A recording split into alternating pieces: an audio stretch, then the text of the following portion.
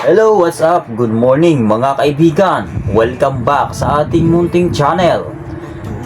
Today ay may pag-uusapan tayong isang napakainit na topic.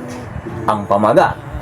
Nanay ni Beyonce nagsalita na at pinagsabihan ang mga basher. Mga kaibigan, gusto ko lang pong ibahagi ang isang napakahalagang mensahe mula sa ina ni Beyonce. Ayon sa kanya, masakit talaga para sa kanila na nakikita ang anak nilang nababash, lalo na kung walang malinaw na dahilan.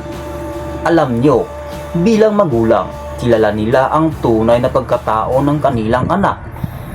At nakikita nila ang lahat ng pinagdadaanan ni Beyonce sa likod at harap ng kamera na hindi naman nakikita ng iba. Kahit mabait at mabuti ang anak niya, may mga tao pa rin na hindi nakakaintindi at may mga naninira na hindi alam ang buong sitwasyon. Kaya sinabi niya dito ang buong sitwasyon ng kanilang nararanasan. Hindi kailangan ng sinuman na ipilit ang opinyon o pagmamahal sa kanya.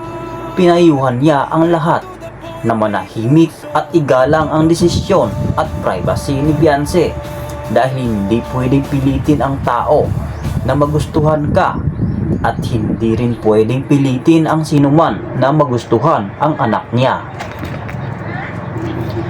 Nasasaktan lang siya bilang magulang, kaya napagsalitaan niya ito ng ganon, hindi para mag-away kundi para ipagtanggol at protektahan ang anak niya.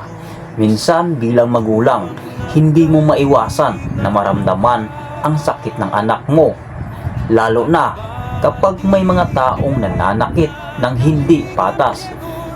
At sa puntong ito, malinaw na ang kanyang mensahe: respeto, understanding at pagmamahal ang pinaka-importante.